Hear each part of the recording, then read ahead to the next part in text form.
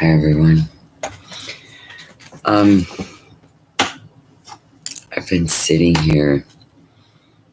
It's been kind of a hard day for me. I've been having a lot of pain because of what happened when I got hurt a couple of weeks ago. But anyway, the reason why I came up tonight is because I'm watching the TV and the news, and it's really disconcerting to me. So I thought I'd take a little time to talk about the Texas Senate Bill 8, the Texas abortion ban.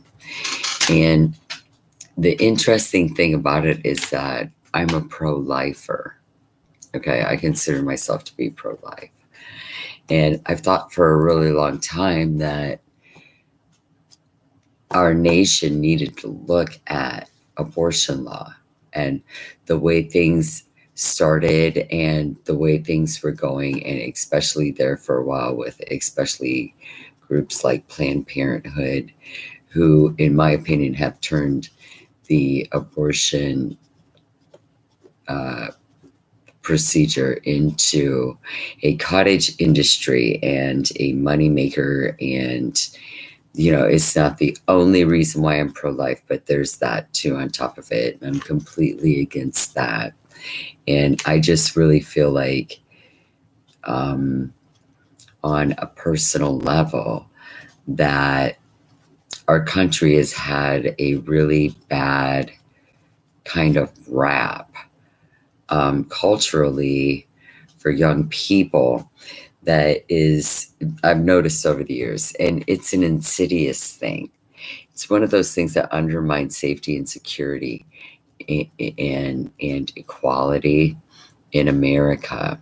And I think that everybody now in this year, in 2021, can look around and see where these problems, the most notable would be systemic racial inequality and since systemic racism here in the United States, and the racial injustice that's happened and the social injustice that happens because of that, and the social inequality that occurs and how that threatens the well-being of the United States, our success, and our ability to live peacefully and have things behave in a normal and sustainable and reasonable way that is more harmonious and has more to do with common good, which is what everyone wants for themselves, no matter what color you are, what race you are, what sex you are, how old you are, what religion you are. So, and whether you're a regular citizen or a government official or not. So, what I'm finding out about the Texas abortion ban, because see, I'm a pro-lifer, and when I first heard they were going to do a ban, I was like real interested, kind of enthused. I was like, hey, good, with COVID happening and so many people dying, like straightening out some things that, in my opinion, over the years got kind of crazy. It got way crazy, and it changed my opinion from a pro-choice opinion, which was a pro-choice leaning opinion that was pretty democratic and rather liberal about it.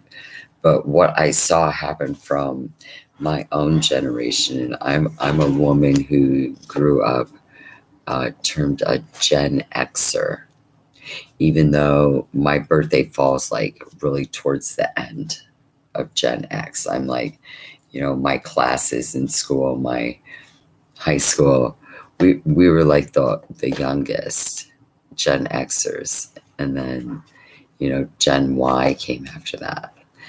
So I was with, the whole 90s scene, and that really was like the thing that was, our generation was like, women really do have the right to choose whether they choose to keep the baby, whether they choose to give the baby up for adoption, whether they choose to terminate the pregnancy, or whether they choose to have a baby without having a relationship or a spouse or a boyfriend, and there was a generation of women before us that instituted that, yeah, as long as it's okay with the male that provides the sperm to go ahead and have your own baby if you're not married, right? And all of that stuff that came before. Um,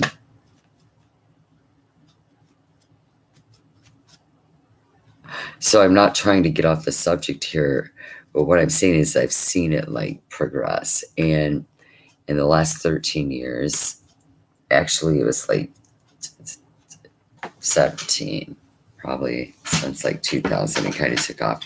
And it was just kind of ruthless. It started turning into what I would term, like, slowly over time, and what I witnessed was a mechanism of neo-fascism that's called sexual anxiety. And that's where it goes into, like, we start getting into the really nasty stuff. Things like eugenics, and that's like saying, yeah, well, certain people shouldn't be allowed to breed. And then it getting more insidious, like, like I was saying, like the racial injustice and the social injustice and the racial inequality and social inequality that's taken our country in such a short time to the level that it's out now. And then throw in the pandemic, and it just things have gotten really bad. So it is up to other people. It's up to people now, to the people of the United States, to make sure it doesn't get worse, that it gets better. And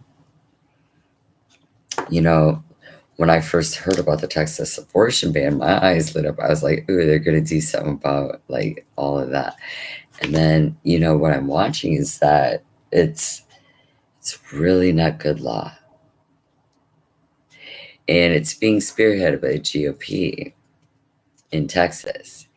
And there are a number of other states considering following suit: North Dakota, South Dakota, Oklahoma, Arkansas, Louisiana, Mississippi, Florida, Indiana, Ohio, Kentucky, and South Carolina, under their GOP leadership, if this goes through in Texas.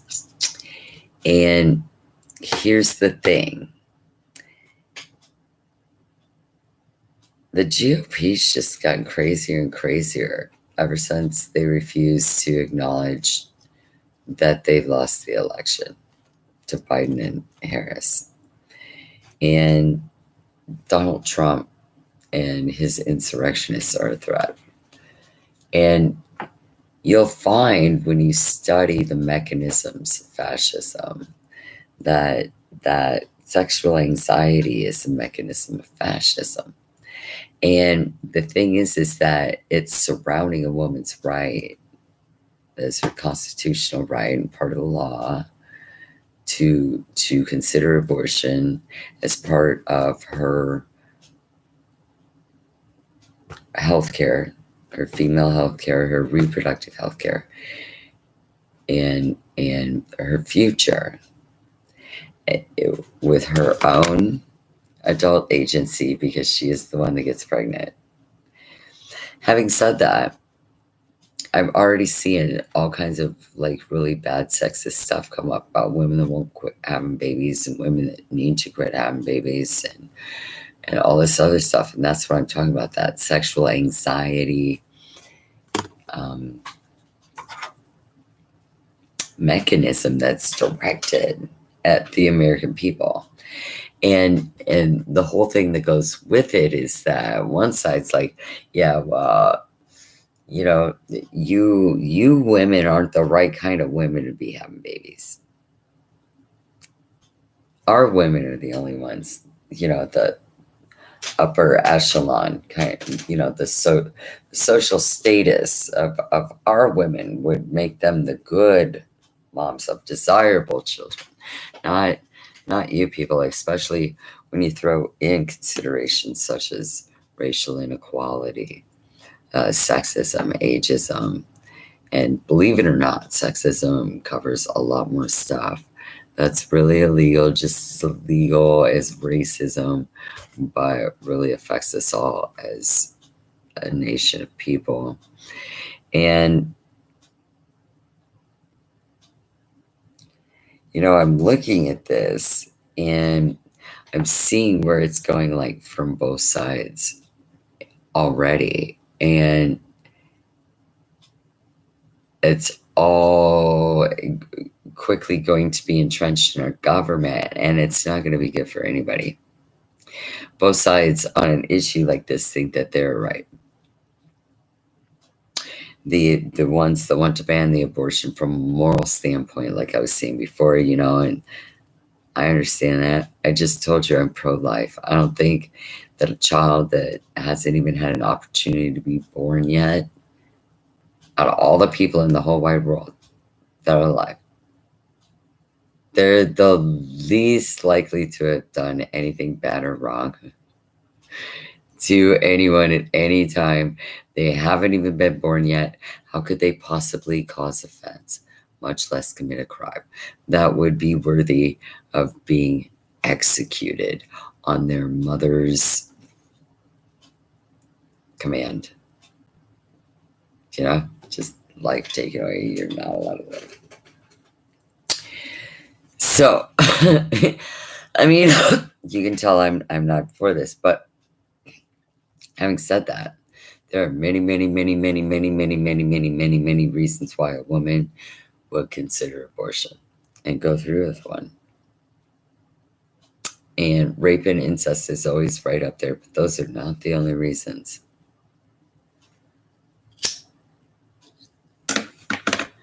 And what it's about is adult agency and about being a woman. See, men get women pregnant. Women don't get men pregnant. Even though men become fathers this way, just like the woman is the mother, but the child came from her. So him too, but they don't get up there by themselves, what I'm saying. Women's bodies, there has to be sperm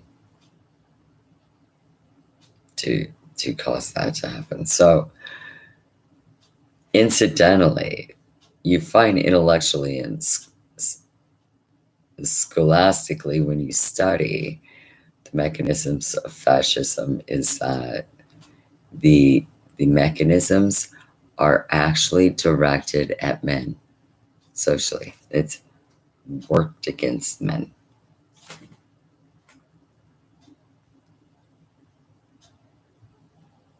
Not women, like you would think. And when you study into this, you find out why. You're like,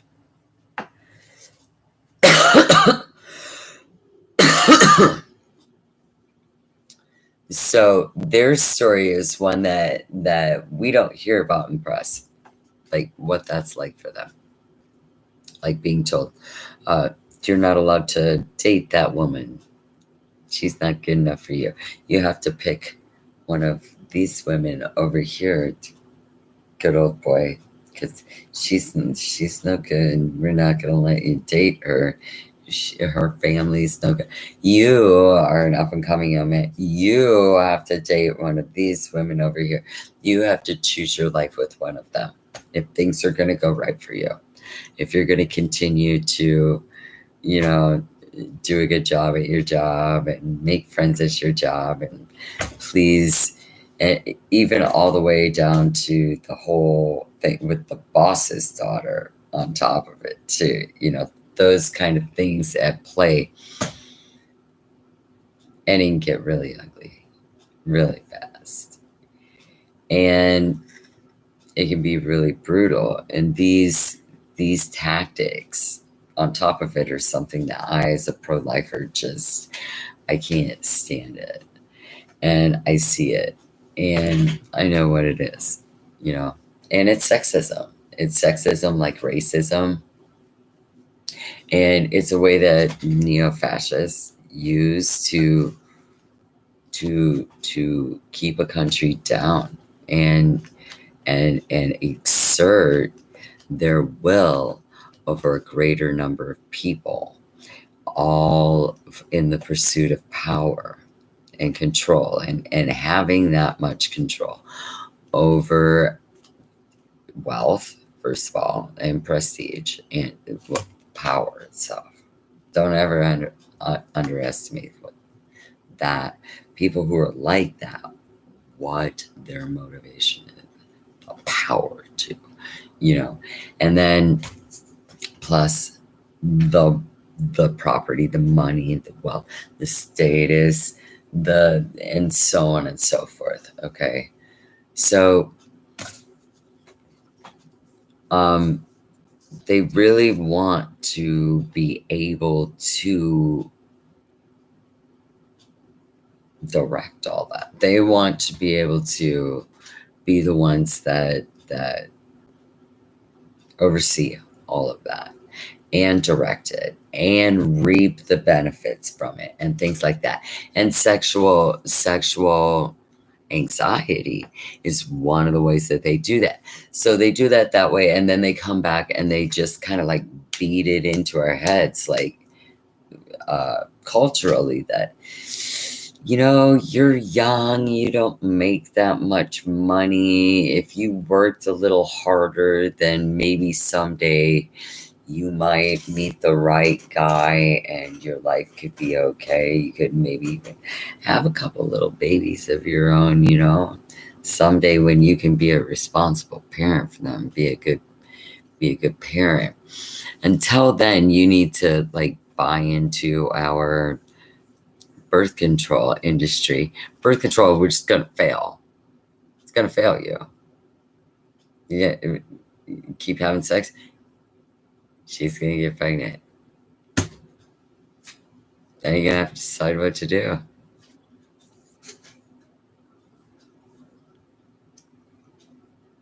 They sell you the birth control knowing it's going to fail.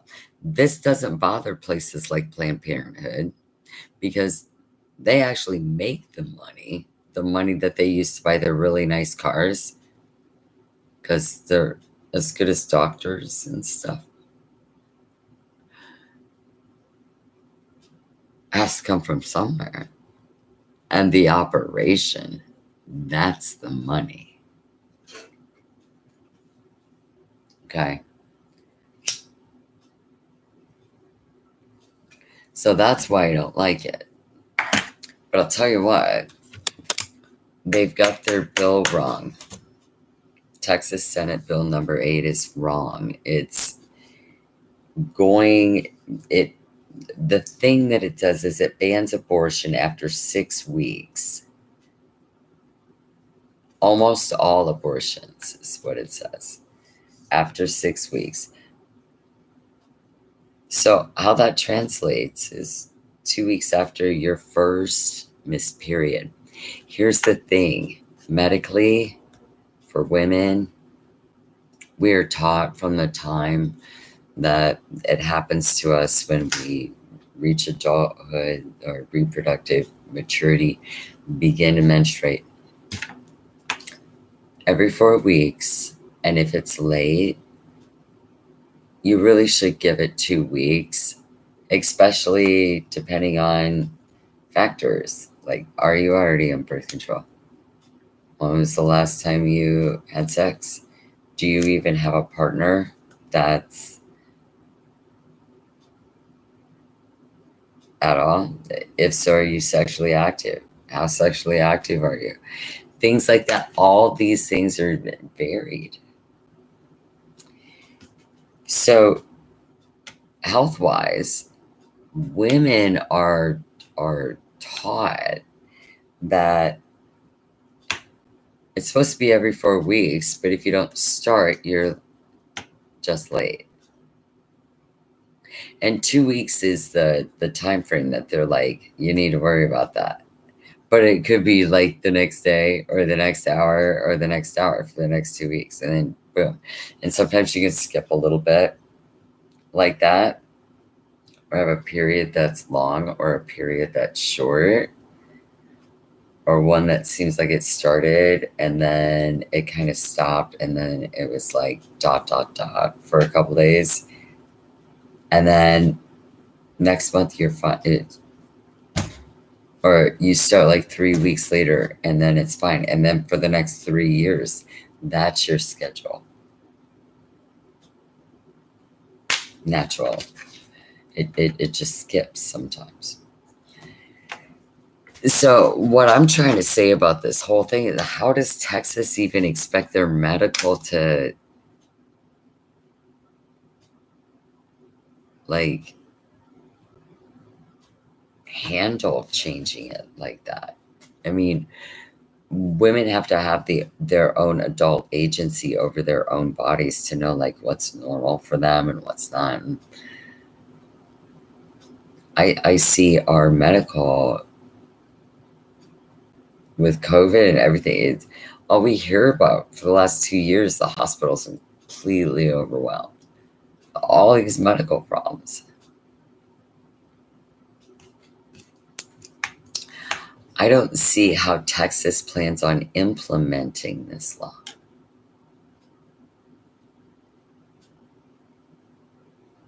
And I see it's already gone further. I mean, the Dems are starting to answer back. People just want to politicize this, like usual. Usual. They always do. They want to turn it into a fight. And that's what I'm talking about, the mechanisms of fascism and sexual anxiety, and why that's one of them. It's because that's what people do. And they've always done it. And it's a way to fight over power. But anyway, I just wanted to bring that up tonight because, I'm watching this whole thing. So I had some notes here, I'm just going to write sexist. Really big and really big letters over all my notes here. That's what's wrong with this. It's sexist. Sexist. And unconstitutional. It is.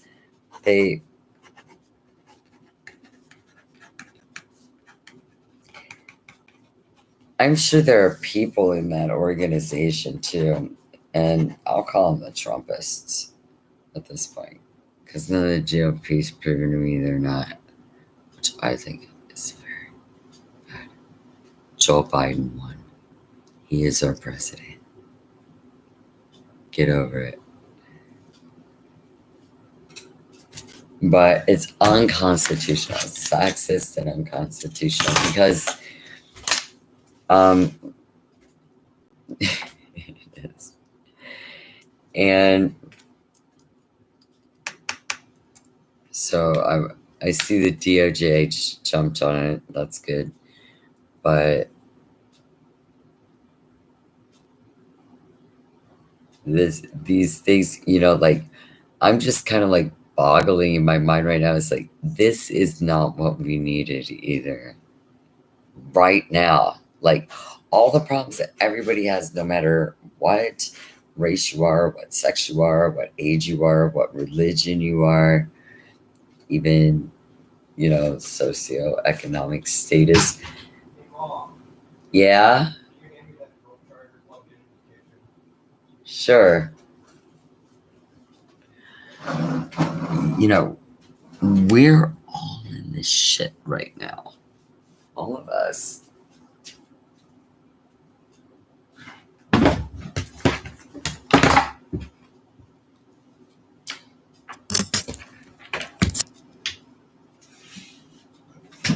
Together because of all of us together because of everything they're doing.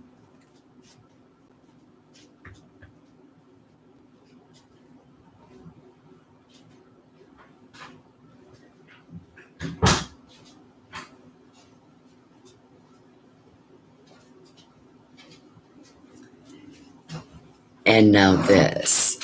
But I don't expect it to go on that long. Um, I'm watching the DOJ and the Democrats, and they're getting ready. 'Cause they've already like maneuvered, is what I'm saying. So, but I mean, I don't know how they even got this drafted medically without saying like 13 weeks. Okay. You gotta admit, 13 weeks, like that gives someone, say she's going to school in Texas. She's at A&M, and one of her roommate's brothers comes down from Cleveland to spend the summer with his family. She's friends with locals or whatever. She's met this guy. They really like each other. He lives all the way over there. She's still got another year to go. But they hook up this summer. He leaves to go back home like he was supposed to because he works. His vacation was over. And then 3 weeks later, she finds out she's going to have a baby. She's a resident there in Texas. What if it's even more than that? Maybe she was at a friend's party whose family lives there. And this guy, like, how much time does that give her to, like, call him and find out if he's even interested in parenting a child? That, yeah, even if it was a nice experience for the two of them and everything, and no one expected that the little bambino was on the way.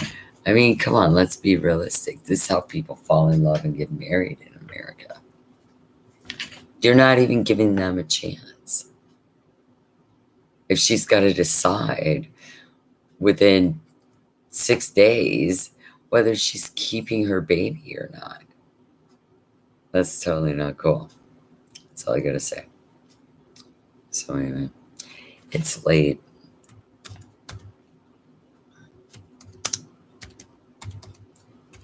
I'm tired. I'm going to sleep, but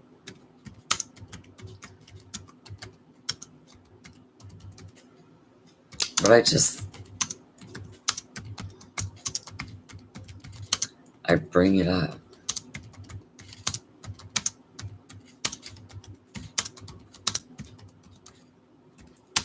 And believe it or not, I'm interested in current events, not politics as much as you might think, considering how much I talk about it.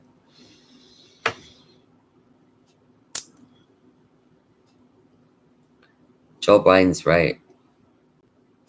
Everybody needs to get vaccinated.